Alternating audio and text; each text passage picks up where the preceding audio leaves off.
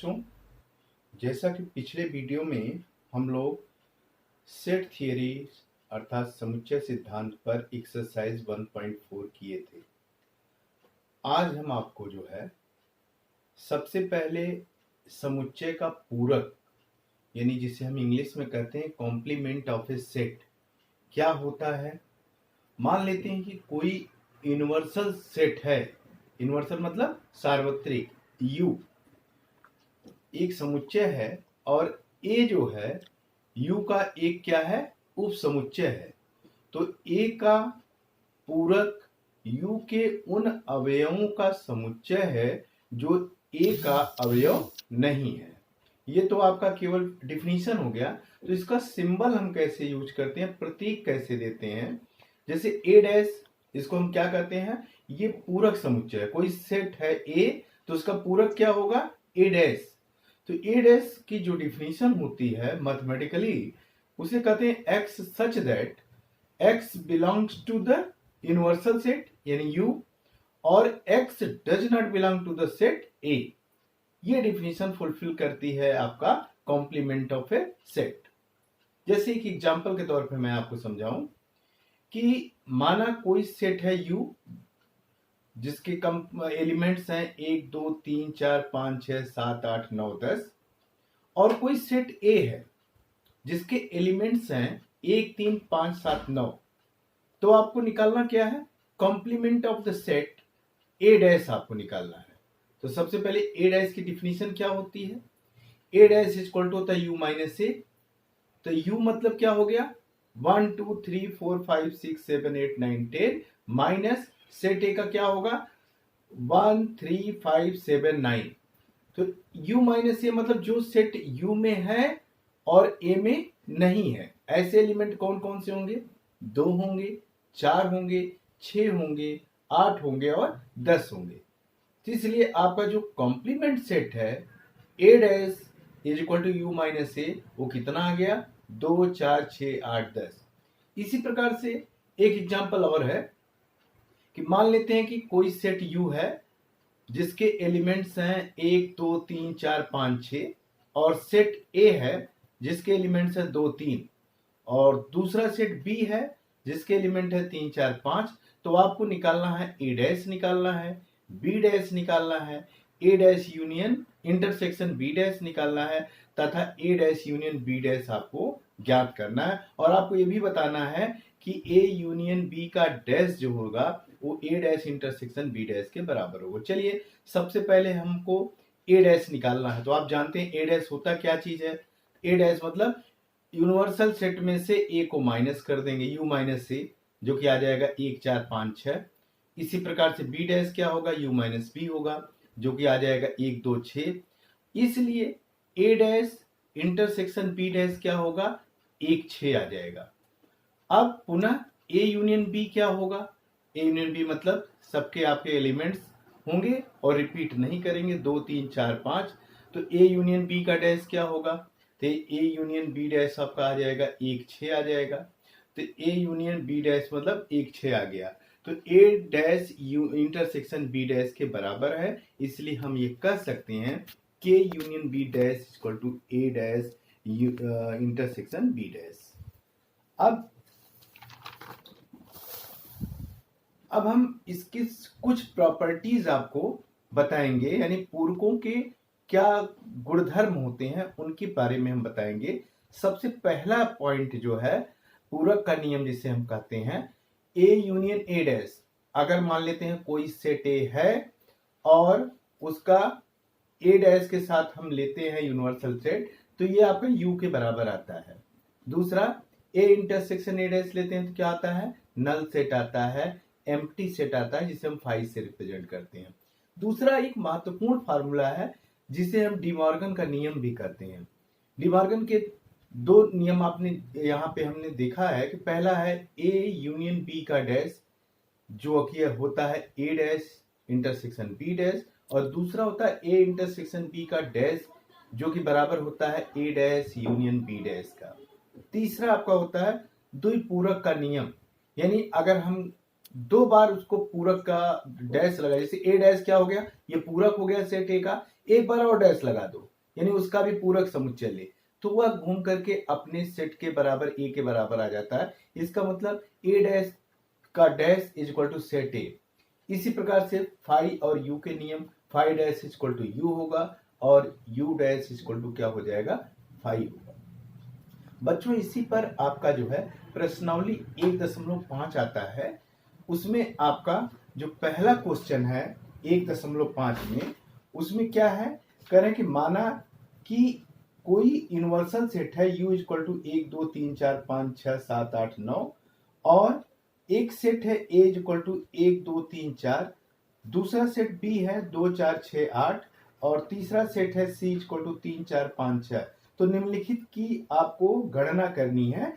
सबसे पहले बताना है कि a डैश क्या होगा, दूसरा b डैश क्या होगा, तीसरा a यूनियन c का डैश क्या होगा, चौथा a यूनियन b का डैश क्या होगा, पांचवा a डैश का डैश क्या होगा और छठा b माइनस c का डैश क्या होगा। तो सबसे पहले पहला क्वेश्चन है a डैश निकाले। हमने पहले ही आपको बताया कि complement of set a equal to होता है universal set minus set a, u minus a कर दिया, जो कि हमने दोनों में u माइनस a मतलब जो u में है a में ना हो, ऐसे सेट आ जाएंगे 5 6 7 8 9। इसी प्रकार से b डैश क्या होगा, उसी तरह से आप u माइनस b निकालेंगे, जिसके रिजल्ट आ जाएंगे 1 3 5 7 9। तीसरा है a union c, a union c निकालेंगे तो आपका कितना आ जाएगा, 1 2 3 4 यूनियन 3 4 5 6, तो आ जाएगा 1 2 3 4 5 6। अब a यूनियन c का डैश क्या होगा भैया, a यूनियन c का dash equal to u minus a union c। तो दोनों में से जब माइनस करेंगे यानी u में जो हो और a यूनियन c में ना हो, ऐसे सेट आएंगे, ऐसे एलिमेंट आएंगे 7 8 9। तो इसलिए a यूनियन c का डैश क्या हो गया, 7 8 9। इसी प्रकार से a यूनियन b निकाला गया। a यूनियन b निकाले हम तो कितना आया, 1 2 3 4 6 8। तो a यूनियन b का डैश अगर निकालेंगे तो वही काम आपको करना पड़ेगा, यूनिवर्सल सेट में से आपका a यूनियन b माइनस करना पड़ेगा, that is u minus a union b, जो कि आ जाएगा a 5 7 9। अब पांचवा है कि a डैश का डैश, तो वही a डैश का डैश क्या आ जाएगा, a आ जाएगा, जो कि आपका वही सेट है जो दिया गया 1 2 3 4। ठीक है, इसी प्रकार से छठा आपका जो है b माइनस सी निकालेंगे। तो b माइनस सी मतलब जो b में हो और c में न हो। तो b में क्या है, ऐसी चीज जो c में नहीं है, तो आप देखेंगे 2 और 8 नहीं है। इसी प्रकार से b माइनस सी का हम कॉम्प्लीमेंट लेंगे, b माइनस सी का डैश लेंगे, तो फार्मूला क्या होगा, u माइनस b माइनस सी। तो आपका आ जाएगा 1 3 4 5 6 7 और 9 आ जाएगा। इसी प्रकार से दूसरा क्वेश्चन है कि कोई भी set u equal to A B C D E F G H ये दिया गया यूनिवर्सल सेट है, तो निम्नलिखित समुच्चयों के आपको पूरक ज्ञात करना है। हाँ, पहला a is equal to A B C, दूसरा b इज इक्वल टू दिया गया डी सी एफ जी, तीसरा आपको दिया c is equal to A C E G और चौथा दिया है d is equal to F G H ए।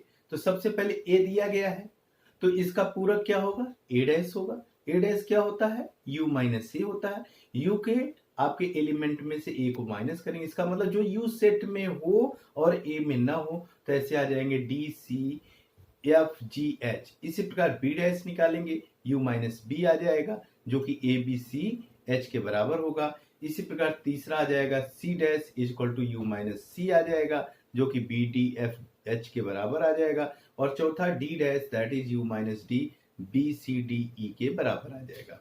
इसी प्रकार से तीसरा क्वेश्चन जो आपका है, तीसरे क्वेश्चन में आपको रिप्रेजेंट कर रहे हैं कि प्राकृतिक संख्याओं के समुच्चय को सार्वत्रिक समुच्चय मानते हुए निम्नलिखित समुच्चयों के पूरक आपको लिखना है। पहला पॉइंट है, करें कि x सच दैट x एक प्राकृतिक सम संख्या है। तो सबसे पहले हम क्या किए, इसमें हमने एक यूनिवर्सल सेट लिया u, 1 2 3 4 5 6 इस तरह से आगे होता चला जाएगा। और जो सेट a लिया वो कंडीशन के हिसाब से, कंडीशन क्या कर रहा है, x सच दैट x एक प्राकृतिक सम संख्या है। तो प्राकृतिक सम संख्या क्या होगा, आपके 2 होंगे, 4 होंगे, 6 होंगे, 8 होंगे, इस तरह से आगे आपके चले जाएंगे। ये तो आपका आ गया। तो इसलिए हमको क्या निकालना है, पूरक निकालना है, a डैश। तो a डैश क्या होगा, u माइनस a। यूनिवर्सल में से सेट ए को माइनस कर देंगे तो ये क्या आ जाएगा, x सच दैट x एक प्राकृतिक विषम संख्या है, क्योंकि सम संख्या निकल जाएगी तो क्या आ जाएगा 1 3 5 7 इस तरह आपके आते चले जाएंगे।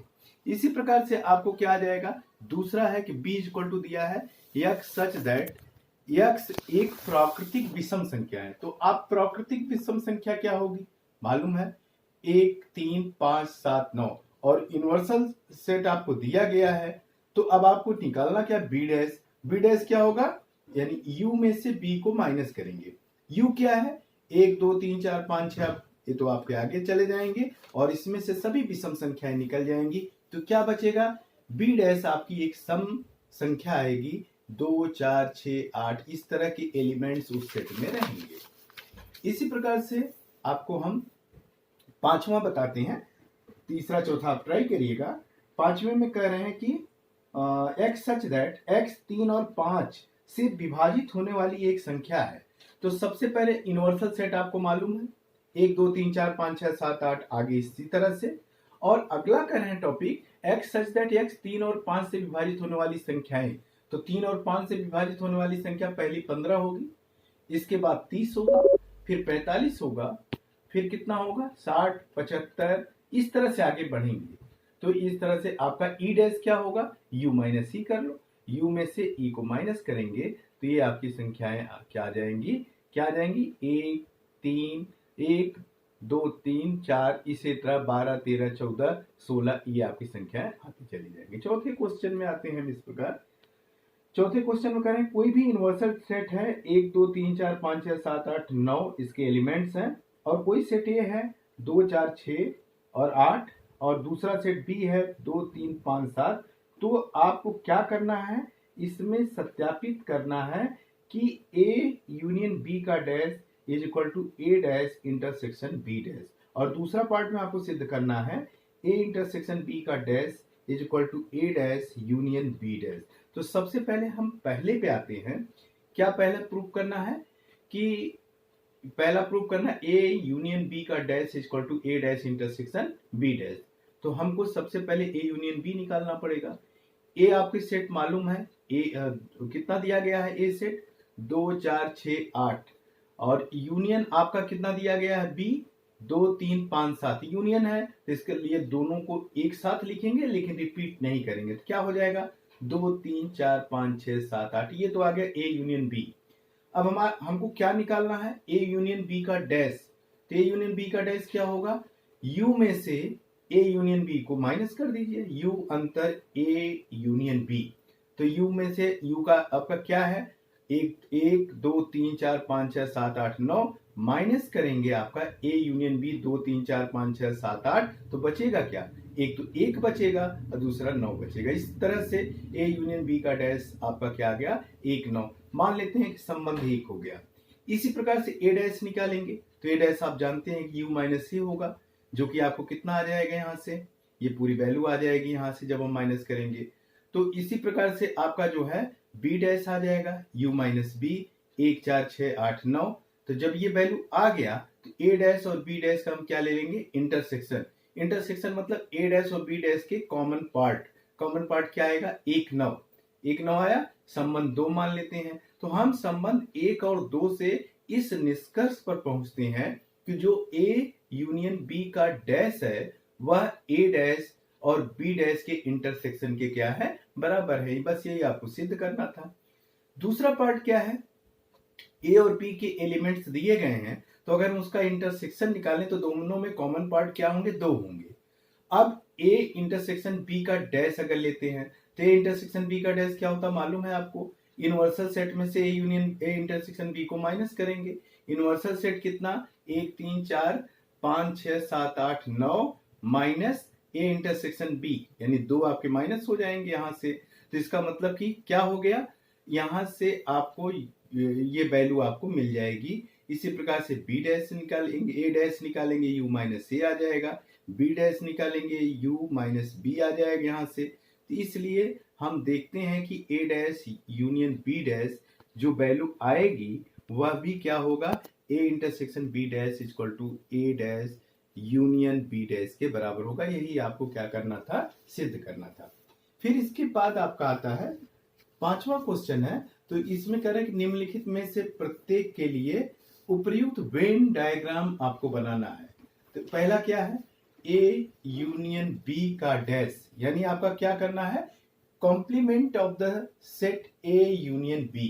तो आपने ए यूनियन बना दिया, बीच में जो कॉमन पार्ट है उसको दिखा दिया, दूसरे को ए डैश इंटरसेक्शन बी डैश को हमने दिखा दिया, तीसरा आपका क्या हो गया, ए इंटरसेक्शन बी का डैश, और चौथा ए डैश यूनियन बी डैश को भी हमने दिखा दिया। इस तरह से आपके वेन डायग्राम से हम, वेन डायग्राम आप जानते हैं कि आयत में लिखेंगे और यू जो है आपका यूनिवर्सल सेट होगा और उसके अलग अलग सेट ए और बी को हमने दिखाया।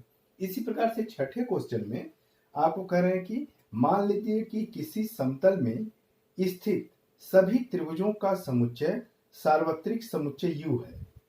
यदि ए उन सभी त्रिभुजों का समुच्चय है जिनमें कम से कम एक कोण कितने डिग्री का, 60 अंश से भिन्न है, तो ए क्या है, ये आपको क्वेश्चन बताना है। सबसे पहले हमने क्या किया कि कोई भी सेट लिया, यूनिवर्सल सेट, वो क्या है, x सच दैट x, यह समतल में स्थित क्या है, विभिन्न त्रिभुज है।